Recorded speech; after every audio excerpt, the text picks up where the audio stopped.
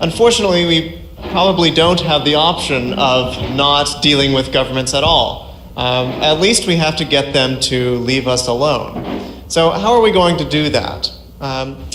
Well, in this talk, I want to think about secession, that is the withdrawal of a territory from the sovereignty of an existing state, as a kind of continuum. That is, it's not an all or nothing proposition. We can use regional identities and regional interests to promote greater autonomy, to promote decentralization, and this will help establish a political foundation for greater autonomy. Okay. So first I'm going to talk about autonomy as a continuum. I'm going to argue that no state, no political entity is completely independent. So we really need to think about shades of autonomy, and more is maybe better, but less is still good. I'm going to talk about why secession might happen. How does this happen? It's happened around the world in a few cases. We can think about South Sudan most recently. What makes that happen? What are the conditions that make secession happen? And what does that tell us about how we can achieve partial secession, that is decentralization short of complete independence? Third, I'm going to talk about the politics of decentralization. What do government officials have to get out of decentralization for them to allow this to go forward? We've got to give them something for them to be willing to make this happen. I'm going to talk about designing decentralization. What are some of the pitfalls of regional autonomy arrangements around the world? What are some of the problems that we have to look at and try to avoid?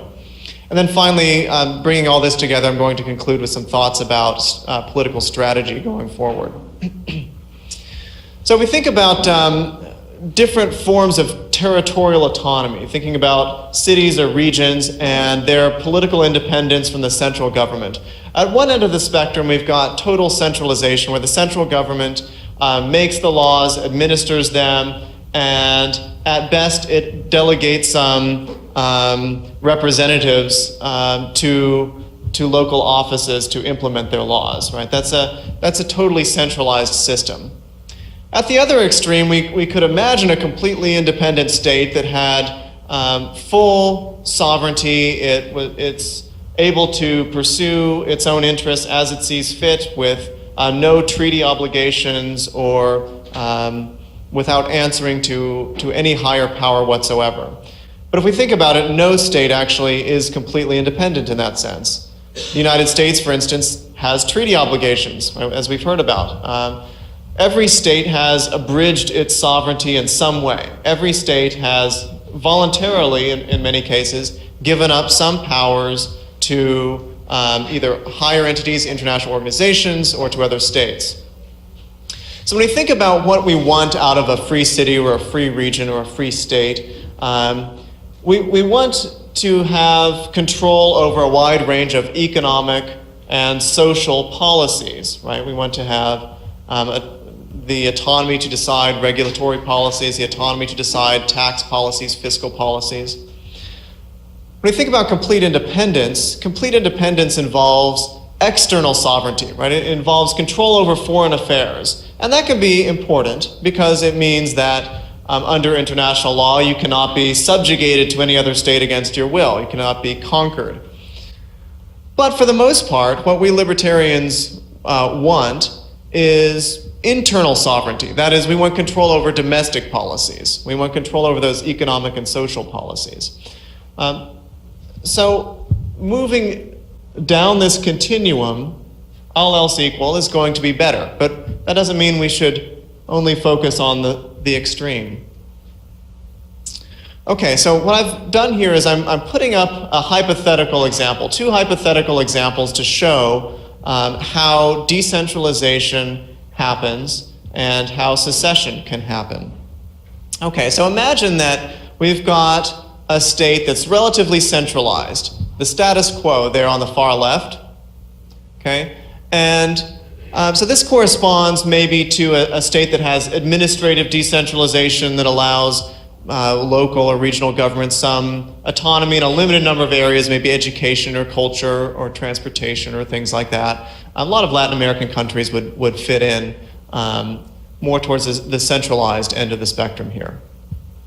Now imagine that in one of the regions of this country, there are people who are relatively upset about this arrangement. They would rather have more powers for the local region for a variety of reasons. Perhaps they have a certain regional identity that they want to secure through language legislation and the like. Or perhaps they want economic autonomy because they think that the central government is pursuing policies detrimental to their region. So in the first region, we can imagine that the median voter, that is the voter that's the 50th percentile voter, we can just take this as the voter that would be decisive in a majority referendum on autonomy that's within the region, right? So if the region holds a referendum that says, we declare ourselves to be sovereign, or we declare ourselves to be autonomous or independent or whatever, this would be the voter that has that decisive perspective, right? So let's think about this first regional voter. This first regional voter has this ideal point, which corresponds to limited autonomy. So in this region, the regional median voter is upset with the status quo, but still the status quo is preferred to secession at this extreme. Right, so we can imagine a secession referendum that doesn't establish complete independence, but may establish something like confederation. For instance, the nationalist parties in Quebec now favor confederation. That's their favorite option, which would involve something like giving up control of foreign affairs to Canada, but retaining complete internal sovereignty. Okay. So in this first region, if you had a referendum on secession, it would fail because the 50th percentile voter supports the status quo to secession. So in that case, secession is not a credible threat, right? If you're an autonomist in this region, you can't go to the central government and say, give us autonomy or we'll secede. It's not a credible threat because the central government knows that if there actually were a referendum, it would fail, and so they can refuse to give you autonomy. Now imagine this second region where the median voter prefers federalism, right? So the median voter would ideally like federalism, but potentially would favor secession over devolution, the status quo, right?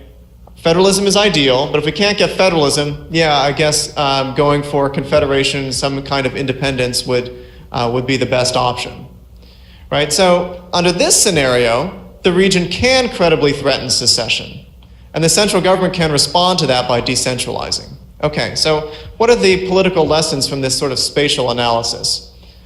First, why would secession ever occur? Well, secession, that is complete independence, would only happen if the central government, for some reason, was unwilling to compromise on some form of autonomy. I'm going to talk in a moment about why that might be, why a central government wouldn't compromise. But often they will compromise, and when they do compromise, we can get decentralization. Okay, so why would a central government be unwilling to compromise on some form of autonomy? Well, there may be cases where the central government is willing to let the region go. There may be some cases where the central government thinks that the region will abuse its autonomy in some way, from the perspective of the politicians at the center. And therefore, the central government is unwilling to compromise, is actually willing to let them try to secede if they can. Okay, so sign of weakness, right? The central government might think, if we decentralize, if we give you autonomy, if we try to appease you, it's going to be a sign of weakness, and we're going to encourage more challenges to the center. So if we think about cases like India or Nigeria, these would be countries where you've got secessionist movements, but central governments have been pretty unwilling to compromise with them too much. The reason is, if they think that if we give one group its autonomy, we're going to have to give every group some autonomy. So central governments may not be willing to compromise for that reason. as an example about anxieties about what regional politicians will do with autonomy. Think about Turkey. Turkey's a case where you have only one secessionist group, the Kurds, but Turkey's not going to let the Kurds have any autonomy because, by some estimates, Kurds are about a third of the population of Turkey. So you give up a lot of power when you establish an autonomous Kurdistan in Turkey. And that may be destabilizing to the Turkish state. So Turkish nationalists, the Turkish government is not going to be willing to give the Kurds that much power by giving them autonomy. Equanimity about breakup. An example of this would be Czechoslovakia. So after the fall of communism, Václav Klaus was the prime minister of the Czech side, and Vladimir Mečiar was the prime minister of Slovakia. And they negotiated about autonomy. Slovakia wanted confederation. Right? That was their ideal point. They wanted confederation, not complete breakup. But Klaus just wanted federation. He thought that confederation would mean that the Czech Republic would have to subsidize Slovakia forever. Slovakia was more backward and had more sort of ambivalence about moving away from a socialist economy, and Klaus was a market reformer. So Klaus played hardball. Klaus said either agree to a relatively centralized federation or secede. I'm not going to give you confederation. And so just as the spatial analysis would suggest, Slovakia ended up deciding to secede. Mečiar decided, well, if we can't get confederation, we prefer independence. Right? So that's a case where the central government of Czechoslovakia was just fine letting the country break up. That's a relatively rare case. Okay, so what conclusions can we draw from all of this? Well, first, if you have secessionism in a region, it can induce decentralization. Right? The central government may be willing to compromise to offer autonomy and prevent complete secession. Right? So secessionism can be a good threat to goad central governments into giving you autonomy. However, under those previously mentioned circumstances, you can have intransigent central governments, and when that happens, you can get secession, even if most voters don't want independence. Right? Even if most voters would prefer confederation or federalism, they might be willing to vote for independence if that's the only option on offer. Okay. Now, when will central governments decentralize? What can we see from some of the findings, the evidence around the world? Well, the first necessary condition I would point to is that of credible commitment, and Kevin talked about this a little bit. Central governments have to be able to commit credibly to respecting the autonomy of a region or city. One way of doing that might be posting a cash bond, typically with regional government arrangements. I haven't heard of that being used to establish credibility to a regional government, although it can be used to establish credibility in dealings with, say, multinational firms. Other ideas of establishing central government credibility in respecting autonomy would be things like an independent judiciary with judicial review, putting the regional government's autonomous status into the Constitution. All of these are ultimately paper guarantees, and as we've seen in the US, the Supreme Court has allowed creeping centralization over time. So they're not ironclad guarantees. But nevertheless, the more constrained the central government is, the more possibility there is of some branch checking or vetoing the central government invading the regional government's powers, the more credible that autonomy will be. Regional governments also face a credible commitment problem from the perspective of the central government. So we have to think about this, even if we're all for autonomy. You can only get the central government to agree to it if you can commit to not doing things with your autonomy that the central government would not tolerate. Right, so this is something actually that Patrick and I have talked about a little bit with seasteading. Right, so how do you incentivize governments to leave seasteads alone? Right, you might have to do things like not legalize all drugs, right? And you might have to establish some kind of commitment and way to ensure that that's not going to happen.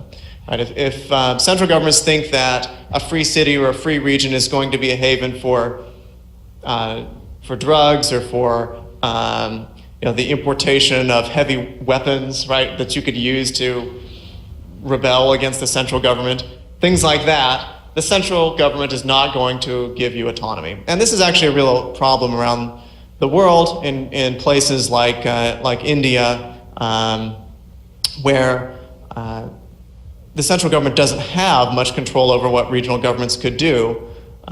You could use your autonomous powers to start a militia, start an army, and then make more demands of the central government once you've got that army, right? So central governments are going to be unwilling to give that autonomy to you in the first place. So you've got to solve that problem somehow. One way of solving, I think, both problems is to have some legal path to secession, right? Because if there's a legal path to secession, regional governments have no reason to use violence, right? If they commit to say, we'll secede if and only if we get let's say 55% in a referendum, well, then there's no logical reason why the regional government could justify taking up arms against the center unless the center violates the terms of that agreement. So it's a way for regional nationalists to commit to a peaceful process for secession if need be. Furthermore, it also ties the central government's hands. Right? If the central government decides to violate the autonomy of a region, the region can then secede. Right? So one way that I talk about a right of secession with people who are otherwise skeptical is to ask them, well, would you join a group that told you up front that you were not allowed to leave, and that if you tried to leave, they would use violence against you?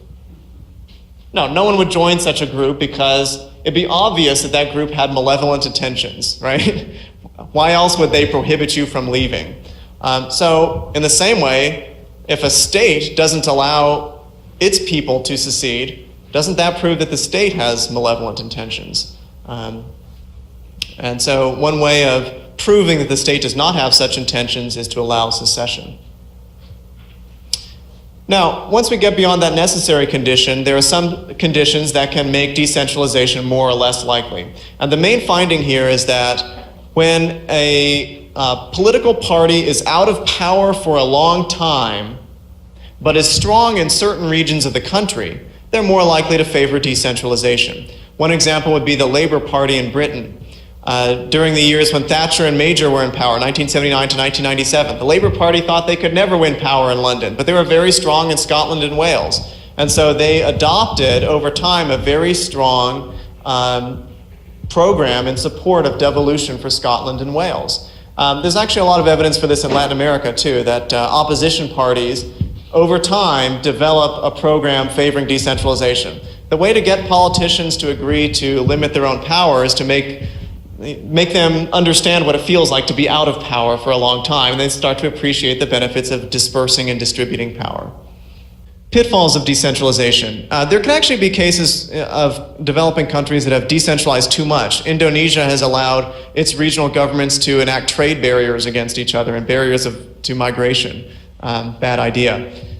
More commonly, though, we see not enough decentralization.